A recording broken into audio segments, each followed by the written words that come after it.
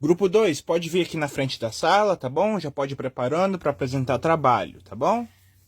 Eu aposto que vai ser muito ruim esse trabalho. É mesmo. Olha, eles não estão nem conseguindo ligar o computador. Davi, você tá rindo dos seus colegas? Não, professora. Eu não estou. Ah, tá. Eu tava tendo uma ideia aqui. Que tal a gente trocar os grupos, hein? Como assim, prof? Ué, você apresenta essa semana e seus colegas só na próxima. Mas o meu trabalho é só pra semana que vem. É isso mesmo. A gente vai trocar. Você vai apresentar hoje.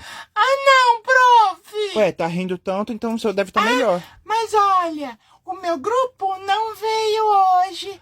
Então não vai dar pra eu apresentar. Ah, mas você vai apresentar sozinho? Você aprendendo a rir dos colegas. Ah, não, prof. Que isso? Você é a pior professora do mundo.